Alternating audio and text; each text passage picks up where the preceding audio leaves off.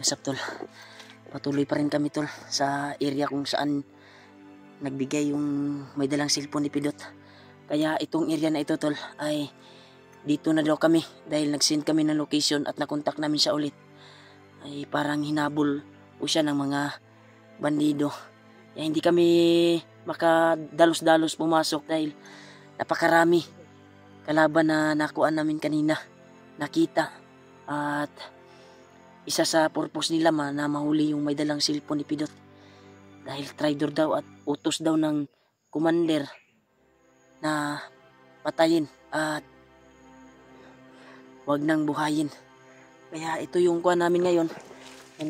Nandun sila AJ at si Julio. Nagtago din dahil po sa dami ng kalaban kanina na na-encounter namin. Ay nakalampas na sila sa amin. Kaya ito na daw yung area tol. Dahil nag-send kami ng location. Yung putok na nangyari kanina ay nadinig daw niyan mismo dito sa area na ito. Sinabihan naman namin na yung putok na narinig mo ay kami yun. At focus ka lang sa dinaanan mo at magbantay ka sa bawat gilid. Dahil may mga kalaban na nakaagapay sa bawat area dito kung saan kami ngayon. Delikado yung buhay niya ngayon tol. Kaya pipilitin namin pasukin dahil may narinig kaming putukan doon. Baka siya na yung putukan na narinig namin. Dahil base sa sinabi niya ay yung putok na habang nagtatawag siya ay may putok siya narinig. Kaya nakarinig din kami ng putok dito. Kaya kasim lang sa kanyang kwantol. Kaya nasa malapit lang talaga siya ngayon. At sana ay matagpuan namin siya dito. Dahil narinig din niya yung putok na narinig namin. Baka sila Kuya Buds ba yun or sila Dib, ibang kasamahan. Kaya ipilitin namin tol na hindi kami magkakahiwalay dahil may nangyari po kanina na biglaang pagtrap sa amin tatlo. Pero wala po silang nagawa. Ay brutal po namin tinapos yung mga bandido. Kaya kami nakapagtago dito sa area na ito. Kaya nandun si Julio at AJ. G, okay ra mo di AJ? Ayaw kay nakatago ta ganina. Sobrang dami talaga tol. Parang 3 grupo yung nandito tol sa paghahanap sa may dalang sipi ni Pidot. Yan o. Nakakarinig tayo ng ingay ng mga motor sa tuktok ng bundok. Umiiko. Yan. Ol, ayaw mo pag dugay di ol. Diri ta, bantay ta diri. Kaya na mga saba-saba ba o? Oh, may mga ingay ba? Ipilitin nating hanapin yung bandido na may hawak na cellphone dahil yung location na sinend niya ay yung putok din sa pagtawag natin ay dinig niya din yung putok na narinig natin kanina, di ba? Di ba sabi niya na nadinig din niya yung putok na narinig natin. Kaya malaking posibilidad na nandito siya sa area na ito. Sana tayo sa parang nasa isang location na lang tayo. Ang tangi nating hanapin ay makita natin siya. Dahil nakapagtago kami talaga kanina to guys. Mga tatlong grupo siguro yung nakita namin na dumaan dito. Kaya iwas lang tayo. Pero kung na dili na kayo dugay sa among pagtago diri. Nakalayo-layo na to sila. Ang target talaga nila yung may dalang cellphone ni Pidot, Brad. may dalang cellphone. Kawawa talaga.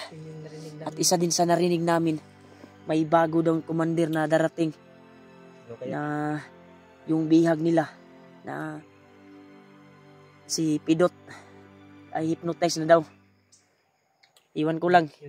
Dahil isa din sa nabasa ko sa comment at kuha ng mga supporters na si Pidot daw ay hypnotize na daw ng kuan. Nakita ng may dalang cellphone ni kuan ba? Pidot. Pero hindi naman niya sinabi sa atin, di ba? Sa pag-usap natin sa kanya. Ang sa atin lang na makita natin siya at matagpuan para matulungan natin siya. At sabay natin ihanapin si Pidot. Pero wala siyang sinabi na na-hypnotize. Iwan ko lang. Kasi hingal na hingal talaga siya tol sa pagtawag sa amin. Nagmamadali kasi Pag yun, Brad. nakontak namin siya, hingal na hingal. Nasa critical na kalagayan doon siya. Yun yung target talaga natin, Brad. Kaya igmat yun ta sa tumata, Brad, ha? Sa atong paglakbay karon. Unta magsaksis na makita na to siya. Informado mga tol na isang location lang yung ano namin, pero hindi kami nag-iisip dahil sobrang lawak din. Kaya kayo mga tol, hanapin namin sila. Yeah. J. Matagi J diri J. Ato lang ng gurong baybayon niyo. Kaya dito man nato nakita itong mga bandido ganina nangagi. Ibayin natin yan, tol. Dito tayo sa gilid. Para kung dyan sila may nakaposting na mga kalaban, ay makita natin kaagad. Ingat lang tayo sa sniper, ha. Dahil kagaya kahapon, muntik na tayo. Kita na tayo, bay. Buti na lang nakabantay tayo. Binok na igo si G ba? Kusuking impact sa sniper nila, bay. Pero nag-ilis ko yun. Ang kuan ba? Pero gisig niya pa na. Ang hangin sa kuan ba? Yung damo ba? Sigurado kung kita'y maigo ato. Ay lapos oy. Wala dyan. Habang kwento na lang tayo. Hanggang pinto na lang tayo, bro. May wag naman sana. Pero malaki ang kuan ko sa sarili ko. Malaki yung tiwala mo. Tiwala ko dahil sa binigay ni Lulu Ambo na mga protection sa katawan natin. Isa sa bili ni Lulu Ambo. Wag lang magsabi ng mga bad words para hindi mangina yung protection niya. Grabe yung mga anghang yung kuan ko, Brad. Sa subaw siguro ni Brad. Naawa lang ako sa kuan, Brad. Sa kalagayan ng bandido. Na Kawawa yung basis ng ano, Ilang- wifi ba? ilang araw din siya naghanap sa atin. Nangingi siya ng tulong. Dahil ang awang-awa daw siya sa kanyang pamilya. Baka kunin daw doon sa tahanan nila. Yun yung isa na tinatakautan niya, di ba? Sinabi niya sa atin sa pagtawag natin. Delikado dahil maliit daw babae yung anak niya, Brad. Sabi niya. Kaya kailangan mo talaga. Kaya sabi niya na kailangan daw yung tulong ng mga hunter. At malaking posibilidad na isa lang tao kuan karon kay katong pagtawag nato dungog man po niya tong nadungog nato nga boto. Diba sinabi ko, dinig mo ba yung putok na narinig namin ngayon? Oo, dinig ko pero sobrang hina. Isa lang tayo ng location ngayon. Isa lang pero parang mas malayo pa siya. Pero pipilitin natin, Brad, na baybayin natin to. Basta alisto lang tayo, alerto. Grabe yung kuan kagabi. Ulan ba? At ngayon init na naman. Subaw yung inabot talaga natin.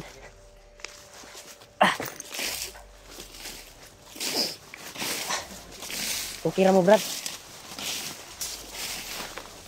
Igmat lang mo, ha?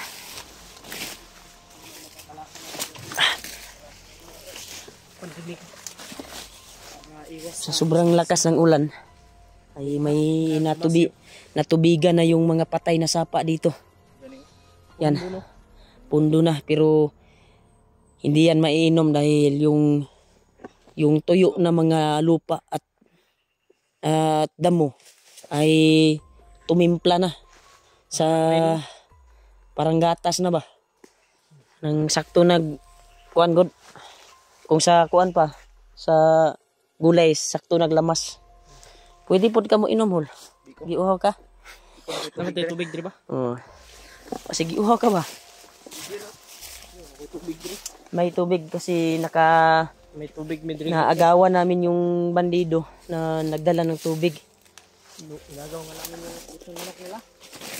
Nung nakarang araw to, kahapon ba yun? Kuan dito eh.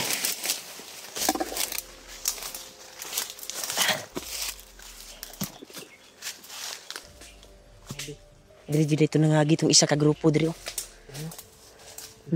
Dito sila bumaybay. May mga bakas talaga na mga paa. Bakas ng paa. Ingatan tayo mga kanila yung mga nakatanim dyan. Line mine ha, sa bawat inapakan nyo ha. Yung line mine yung importante. Kasi once na maapakan natin yan, Kaninorte tayo. Kaninorte gid tayo. Parang kininorte tayo. Ha? Uy. Kaya kailangan ko no. Ayaw taruga ha. Oh, naitali oh. Poison bay. Ha? Poison. Pero ilang gilubong oh. Matarog ni mo nang nagkuan nga kahoy. Ano? Poison. Dito. May mga poison dito tol nakatanim. At kung magalaw mo yung tali at yung kahoy, siguradong Putok yan. aamoy yun sa atin. Malanghap natin yung baho. Sisingaw yan. Dito tayo, ingat talaga tayo sa bawat kuwan natin.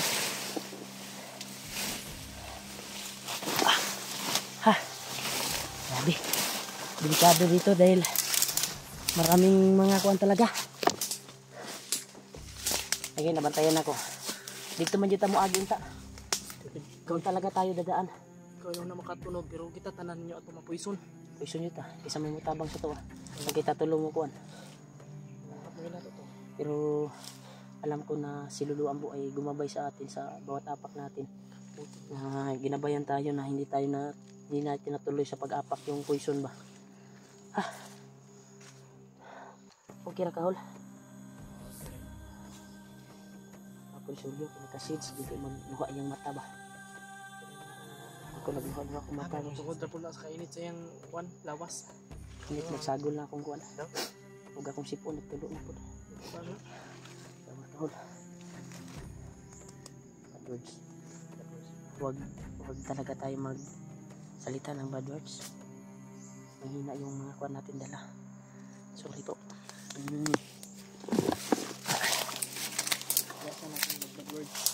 Iwas ha. Yan yung bili ni Lolo. Iwas talaga. Yan tol. Patuloy kami tol. Kahit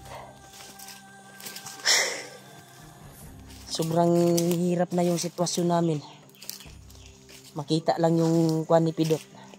Yung may hawak ng cellphone. May nakauna na talaga dito, Brad. Mga bagong apa ko. Hindi kaya sila Kuya Bads yung nakakuan dito. Nakadaan. Ha? Hindi na natin alam. Pero May mga parang yung dumaan dito kanina yung mga ano ba? yung tatlong kuan siguro, grupo. Sobrang dami, nasa 30 siguro to. Buti na lang tayo yung nakakita. Kung may plano, may balak talaga sila na uhuli sila ng mga hunter ngayon. Dahil isa sa kuan ni Bagnot ngayon ay hindi natuloy yung kuan niya. Yung pagre-ritual. Isa din to sa plano niya na makuha yung bandana. At makuha niya doon sa kanyang ritual. Upang tuloy na yung ritual niya. Si Brad Pidot, hypnotize na ba? Ha? Si Brad Pidot, hypnotize na. Hindi pa tayo sure dahil hindi ko pa nakita yung yung video ng dahil nakita daw ng Sabi naman, may nagsabi sa akin ng supporter eh. ha? May nagsabi sa akin. May nagsabi ng supporter. Pidot daw, Brad. Pidot daw ginawang commander. Totoo ginaw, Brad. Sana makita natin si Pidot at maagapan natin. Kung totoo man yung sinasabi ng mga sulid natin taga-subaybay. Dahil sila yung taga-subaybay natin eh. Ang mga hunter dito sa Mindanao.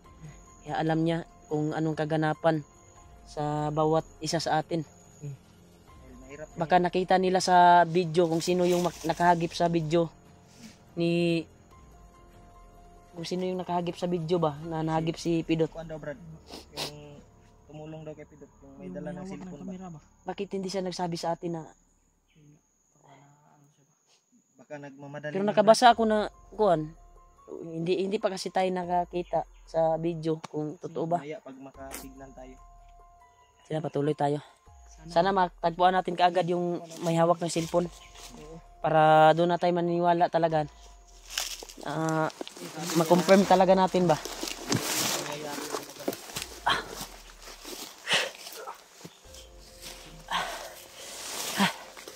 Grabe talaga tol. Kita niya. Kasi sigurado akong alam niya kung saan yung Dito tayo. Iwas tayo sa kuan dyan. Kasi dyan sila may daanan ng mga kuan.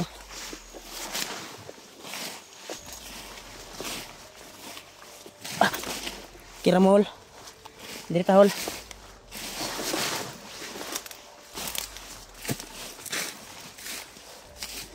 Bayan pa ni. Dito.